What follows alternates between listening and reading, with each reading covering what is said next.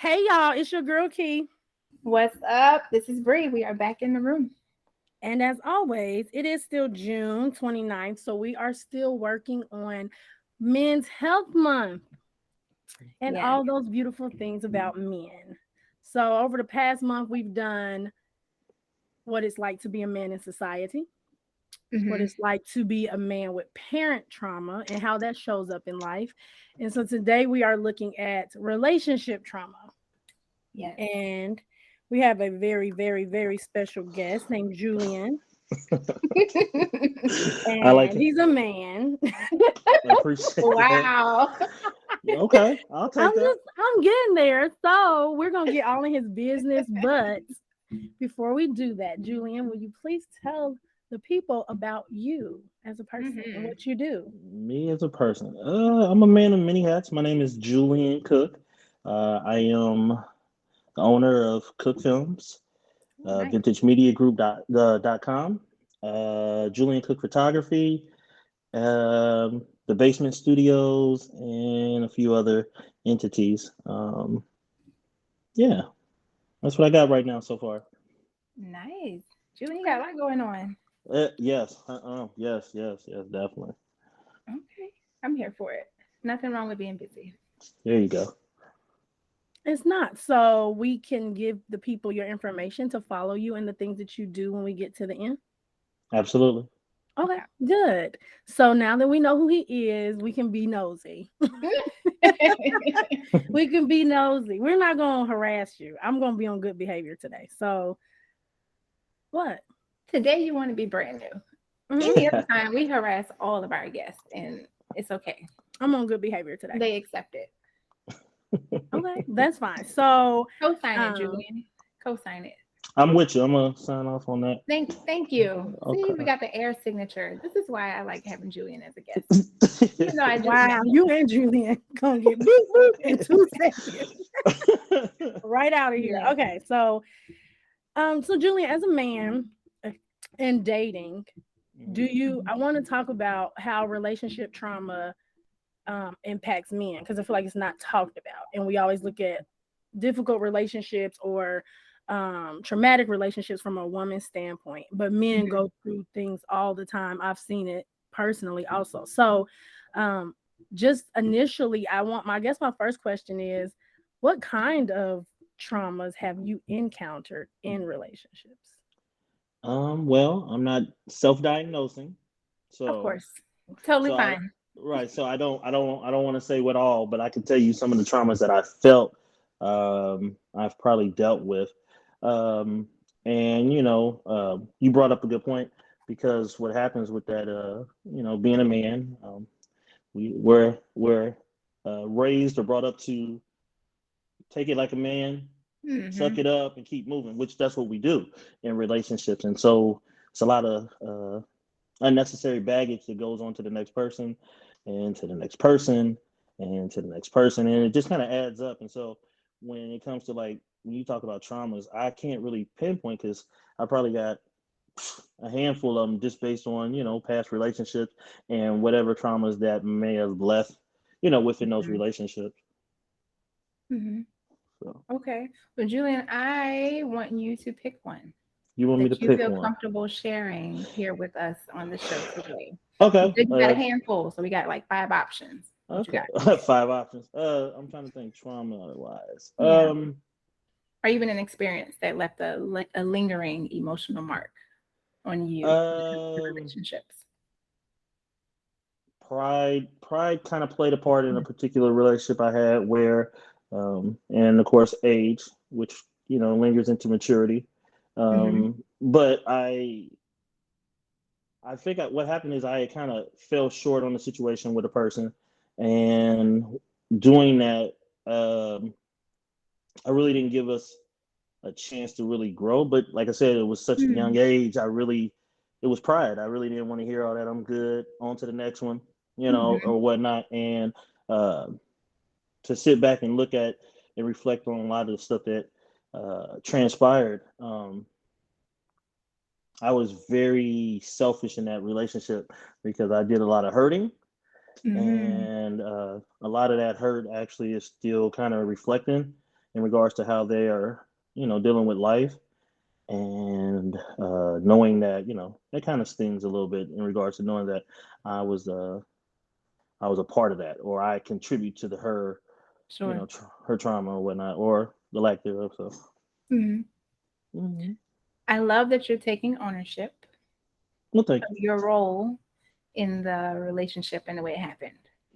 Yes, yes, but you know what? Now we talking about 20 years ago, so that lets you know that took time. That took Hmm. time to kind of come into a situation, having a conversation. Now, you couldn't ask me this 20 years ago, and I would have been as transparent. Sure. So that just comes with time. Okay. Any instances where it was on the other side of things, where you were the one being hurt and not the one hurting someone else? What? Oh yeah. Oh Because what? that's what we want to talk about today. Mhm. That's where we want to go, Julian. Okay, so that's where we going. Yes. Okay, so um, that's good. That's cool. So I had a situation with, once again, it was a very early relationship, and um, deep in love. Well, what I felt was love, and Mhm. she cheated on me, and so um, I let the emotions kind of take a hold of what was actually going on, Mhm. and needless to say, um, I end up committing a few crimes that, Lord forbid, God bless, he blessed me with dodging any issues that came from it, but it was a Okay. situation where yeah, I could have probably been doing some time. We probably wouldn't be doing this right now. Let me say it. This wouldn't even be happening based on that. Because like I said, I I'm was glad you're young. here. Yeah, thank you. Thanks for having me. And Mhm. so this having that trauma, she gave me the false sensation that um, it was only me. And even after I caught her, she kind of added to the trauma by stating that, what I seen is not what I seen. And the person who was in her house was not the person who was in her house, which, Wow. just, yeah, right. Thinking about that now, like, wow, that's crazy. Um, and yeah, now, no physical, let me put some disclaimers out there. There was no physical actions, no domestic, violence of any sort, Yeah. but it was some other things that kind of could have led to those issues or whatnot. So Mhm. Wow. deep, right? I know. Well, we're glad you're not in jail, I What? suppose. You Right? And suppose? I mean, I'm glad you're not in jail, but Okay, also that I suppose. Okay. people out there don't try to find out his crimes because it's too late. Okay, the limitations has been hit. So Yeah. let that go. Okay, so I like that you said that because then that makes me want to ask, how did that particular trauma impact your dating later, like your dating pool and Ooh, how you showed up in relationships? that was my Uh, next question. I oh love well, the heart was guarded. The heart was it. Of guarded, of course. course.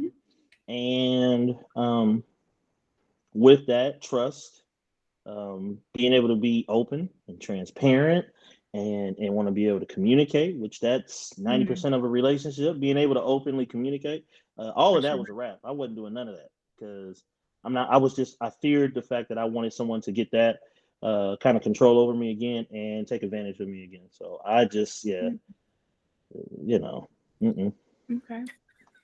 nope. We can, yeah. So I just So, wasn't able to give in. okay. So if all those areas were shut down, Mm-hmm. I'm going to say temporarily. Temporary. Okay.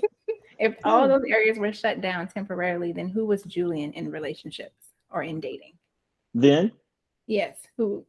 Okay, then. Yeah. right. Let's get some clarity there. Okay, so uh, then I was a dog, straight straight savage. Just Okay. didn't care nobody's feelings. Didn't and if I hurt, oh well. It was like I said, pride kind of played a huge part, and like I said, since the wall was so high, I just if you couldn't jump the wall, it didn't matter anyway. So keep it Mm, moving. So that was something I think it really stuck out and kind of probably messed up some other relationships down the line, Sure. based on, so that was a huge trauma. I think that was probably one of the biggest traumas that I've endured. So, What did it do to you mentally? uh, you know what? I couldn't really even give you a solid answer on that initially because I blacked out and, like I said, had those disputes and stuff going on. So I really didn't even have a time to process until afterwards. Like it was after the incident transpired where I was able to kind of sit down and reflect. But that was even maybe a year to 2 years later when I actually went when I actually went into the military, where I was able to sit and reflect on, wow, she really kind of broke me. So. Wow. So you carried that for 2 years. Yes, 2 years. 2 years I carried that. Yeah. That's a lot. It's like a walking tornado. Okay. Yeah, we can do that. Yeah. Yeah. That's a visual. That's a visual I It's a have. walking tornado. You're right. I like that. Yeah. I like that. Like I'm moving around. I don't care who I affect because I'm carrying my pain. So whoever gets caught up in my whirlwind, then that's just what it is. Yeah, and that's kind of what it was. It really just, I didn't really care. I didn't really care. So. Okay. So if you didn't care, and you weren't dealing with your stuff, how much of that was not just hurt, but just strictly because I'm a man? Ooh. I'm gonna say 50-50. I'm gonna say it was both ends, and reason why is, of course, at the time,